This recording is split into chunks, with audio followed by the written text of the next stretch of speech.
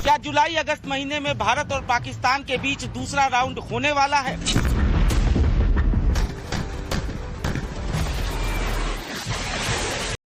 सितंबर से पहले जरूर होगा।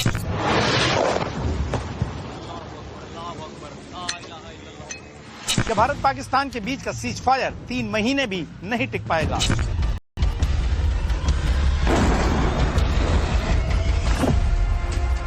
ये युद्ध आप देखेंगे जुलाई अगस्त में नहीं भी अगर भड़कता है, भड़कने की पूरी संभावना है कि जुलाई अगस्त में उठेगा, तो भी सितंबर के बाद ये युद्ध पूरी तरह से खिल उठेगा।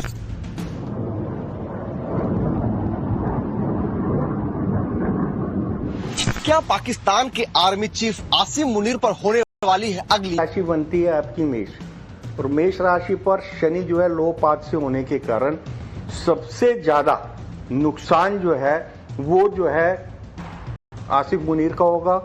ये दुनिया के बड़े भविष्यवक्ताओं की तस्वीरें हैं और ये हैं देश के जाने माने एस्ट्रोलॉजिस्ट यानी ज्योतिषाचार्य। इन्होंने जो कुछ कहा, जो दावे किए, जो भविष्यवाणी की, उनमें से बहुत कुछ हकीकत में तब्दील हुई। अब भारत और पाकिस्तान के बीच तनाव चरम पर है, तो एक बार फिर युद्ध की आशंका से लिपटे इनके दावे वायरल हो रहे हैं।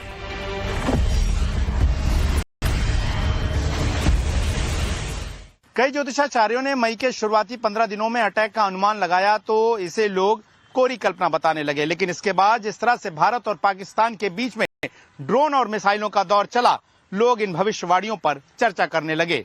सोशल मीडिया पर, आम लोगों की जुबान पर मैसेजेस के जरिए लोग ये आपस में पूछ रहे हैं कि क्या वाकई में अब भारत और पाकिस्तान के बीच युद्ध का एक नया चैप्टर लिखा जाएगा।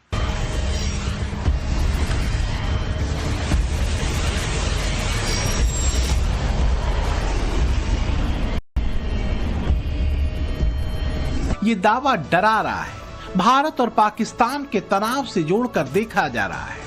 नास्ट्राडामस को डिकोड करने वाले उनकी एक भविष्यवाणी के बारे में बताते हैं, जिसमें लिखा है कि 2025 में तीसरा विश्व युद्ध हो सकता है, जिससे भयंकर तबाही मचेगी। ये युद्ध न केवल देशों के बीच संघर्ष को बढ़ाएगा, बल्कि इसके कारण लाखों लोग इफेक्टिव हो सकते हैं और ग्लोबल क्राइसिस पैदा हो सकता है। नास्ट्राडामस ने लेस प्रोफेटीज नाम की एक किताब में जो दावा किया, उसमें किसी देश का सीधे तौर पर नाम नहीं, लेकिन सोशल मीडिया में सवाल पूछे जा रहे हैं कि क्या ये जंग भारत और पाकिस्तान के बीच होगी, क्योंकि ऐसा ही एक दावा बुल्गारिया की बाबा वेंगा के हवाले से वायरल हुआ।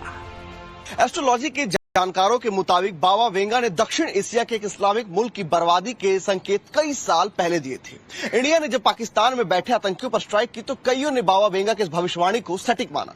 बाबा वेंगा के बारे में कहा जाता है कि उन्होंने जितनी भी बातें लिखी है उनमें से 85% बातें सच साबित हुई है और ये पाकिस्तान की बर्बादी का काउंटडाउन है।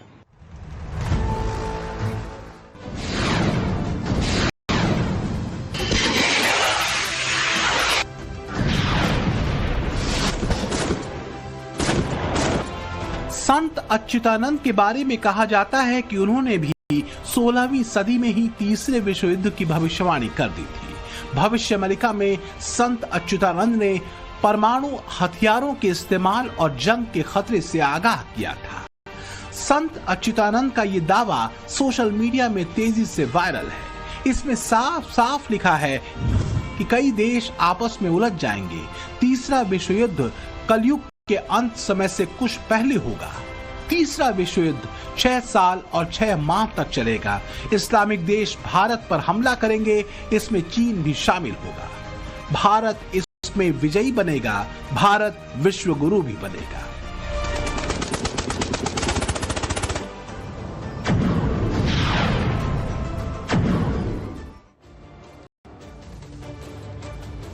हिंदुस्तान के ज्योतिषाचार्य क्या कह रहे हैं, क्यों अगस्त में भारत और पाकिस्तान के बीच फिर से तनाव बढ़ने के चांस बताए जा रहे हैं, ये मैं आपको बताऊंगा।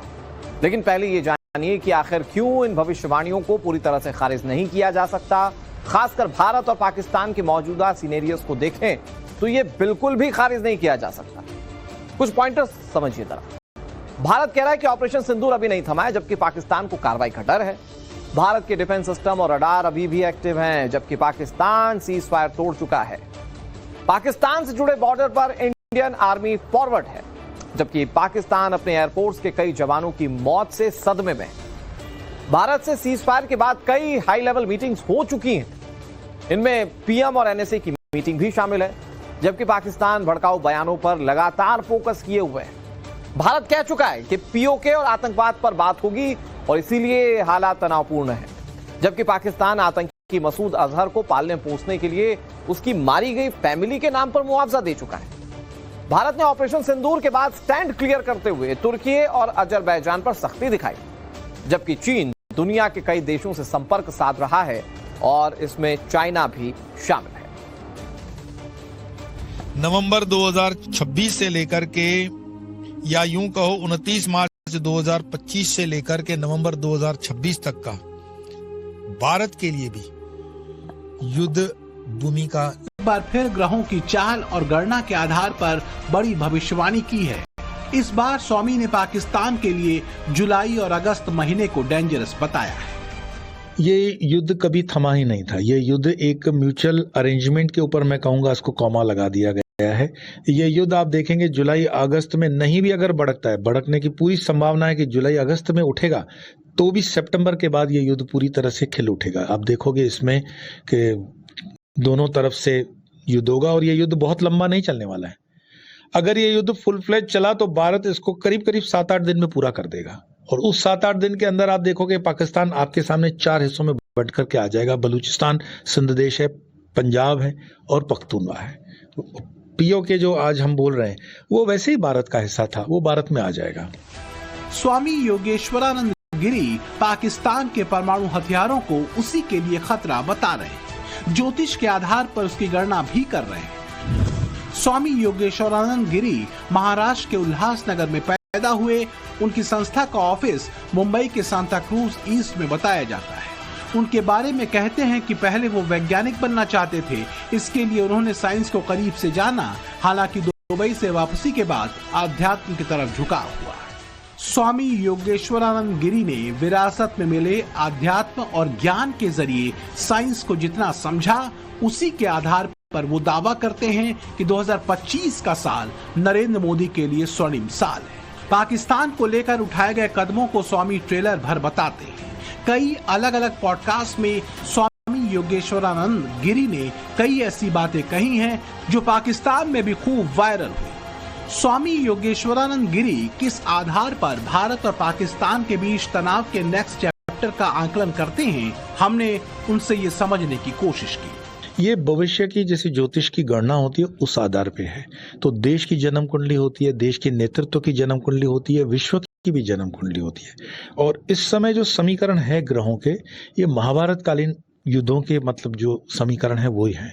आपने देखा कि 29 मार्च को षडग्रही योग बना, ये भी अपने आप में एक दुर्लभ है।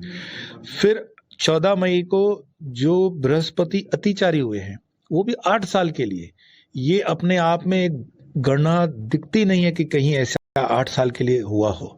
तो 1000 दिन मैं हमेशा कहता हूँ 1000 दिन ये बहुत चैलेंजिंग है मानवता के लिए, देश के लिए, धर्म के लिए और प्रत्येक व्यक्ति के लिए। युवा ज्योतिषाचार्य रुद्रकर्ण प्रताप की इस भविष्यवाणी की चर्चा बहुत ज्यादा हुई। रुद्रकर्ण प्रताप ने 1 साल पहले ही पीओके को लेकर बड़ा दावा किया। अप्रैल 2025 से सितंबर 2025 के बीच पीओके भारत का हिस्सा बन सकता है। ऐसा कहने वाले रुद्रकर्ण प्रताप को हल्के में इसलिए नहीं लिया जा सकता क्योंकि इन्होंने अरविंद केजरीवाल की सत्ता जाने की बात कही थी। कपिल मिश्रा को 2025 में दिल्ली में बड़ी जिम्मेदारी मिलेगी, ये प्रेडिक्शन भी 2022 में किया था। 2024 में मोदी के तीसरे टर्म की भविष्यवाणी भी रुद्रकर्ण प्रताप कर चुके थे। सिंधु जल समझौते में पुनर्विचार की बात भी इन्होंने जुलाई 2024 में कही थी। रूस यूक्रेन के बीच युद्ध हो सकता है, ये दावा भी 20 दिन बाद सही साबित हुआ।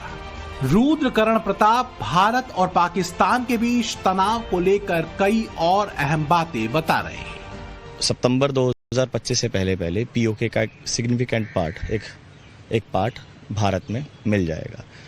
और जाहिर सी बात है, अगर ये जो मिलेगा वो डिप्लोमेसी से तो नहीं होगा, बातचीत से तो नहीं होगा, तो कुछ ना कुछ युद्ध या युद्ध जैसी स्थिति जरूर बनेगी भारत के साथ, भारत और पाकिस्तान के साथ। जैसे कि ऑपरेशन सिंदूर के दौरान भी हमने पाकिस्तान की जो हालत की है और हमने इंडस वाटर ट्रीटी को भी सस्पेंड कर दिया है, तो कुछ ना कुछ ऐसे हालात और ग्रह चक्र ऐसा बनेगा कि हम पीओके का एक सिग्निफिकेंट पार्ट को भारत फिर से ले लेगा। जो भी भविष्यवाणी की जाती है या फिर जो बातें सालों पहले लिखी हुई हैं, वो ग्रहों की चाल, नक्षत्रों की गणना, काल के प्रभाव और परिस्थितियों के आधार पर होती हैं।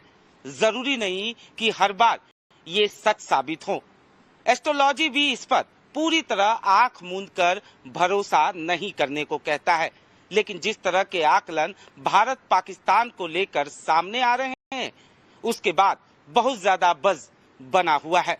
योगी से लेकर उद्धव ठाकरे और केजरीवाल पर भविष्यवाणी करने वाले संत बेत्रा अशोका की गणना क्या कहती है, उसे भी गौर से सुनिए।